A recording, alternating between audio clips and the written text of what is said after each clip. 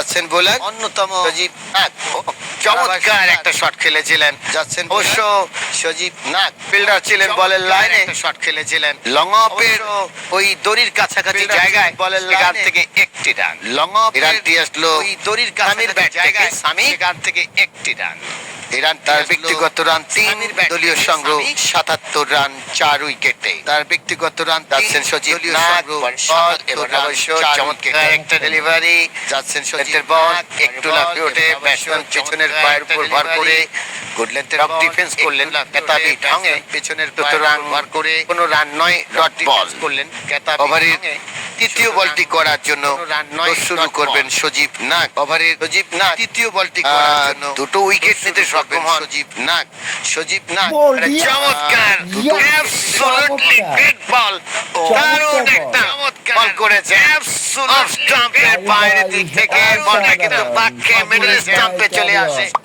Clean bolt out হয়ে গেলেন batsman এই ক্ষেত্রে।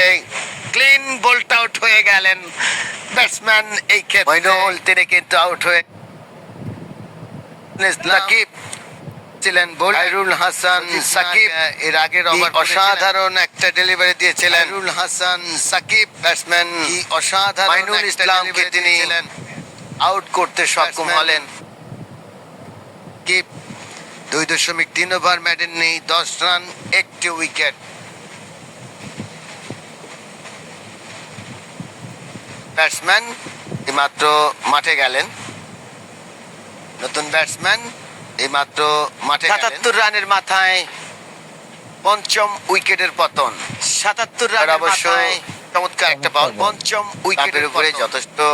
এবার অবশ্য চমৎকার একটা বল স্টাম্পিং করেছিল, বলটা লেগ স্টাম্পের বাইরে দিয়ে যখন যায় সামনের পাটাকে একটু সামনের দিকে নিয়ে এসে যায়। ব্যাটসম্যান ঠেলে দিয়েছিলেন, বোলার একটু সামনের দিকে অবশ্য অফ স্টাম্পের বাইরে ব্যাক ফুটিং ড্রাইভ কভার অঞ্চলে যাচ্ছেন। এখান থেকে ফিল্ডার যত করে অবশ্য অফ স্টাম্প পাঠালেন, তত ফুটিং ড্রাইভের জন্য জায়গা পরিবর্তন করলেন। এখান থেকে ফিল্ডার যত দলীয় সংগ্রহ বাড়লো তত করে একটি রান। এই মুহূর্তে দলীয় সংগ্রহ আবিদ হোসেন দলীয় সংগ্রহ 78 রান। এই মুহূর্তে দলীয় উইকেটে 78, 15.7 রান।